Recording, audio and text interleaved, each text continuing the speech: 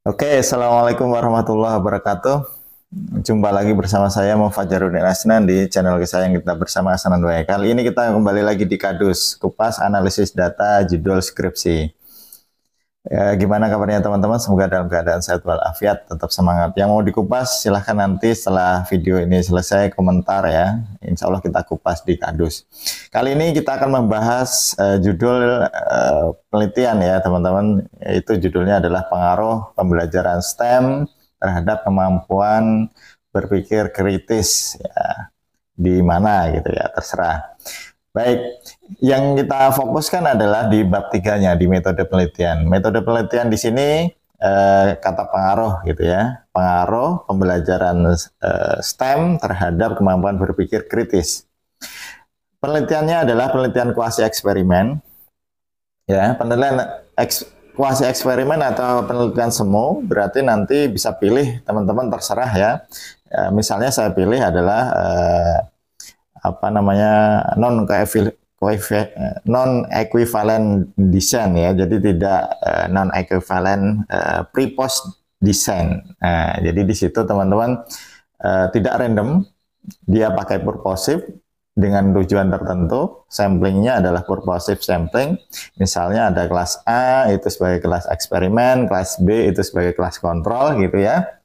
Nah, kemudian nanti itu akan dibandingkan ya, dibandingkan gimana nanti yang berlakuan dengan STEM, yang satunya tidak, hasil dari sebelum dan sesudah atau dari pre dan post gitu ya.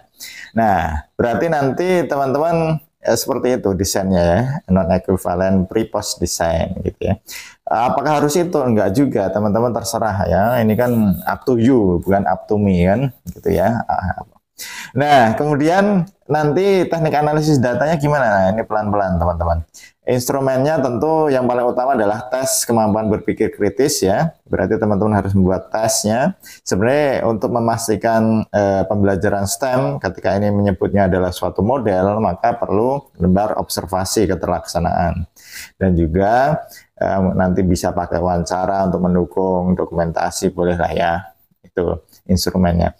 Pengumpulan datanya yaitu tadi ya pakai lembar pakai tes gitu ya, lembar observasi dan seterusnya itu bukan lembar observasi ya, sorry itu lembarnya itu instrumennya. Oke, kemudian nanti teknik analisis datanya gimana? Tentu teman-teman bisa pakai uji beda. Uji beda yang digunakan macam-macam ya. Kalau di sini pakai independent sample t-test ya, independent sample t-test. Nanti bisa pakai uji T ya. Ini intinya adalah uji T. Ini uji T nanti yang dibandingkan adalah yang postnya.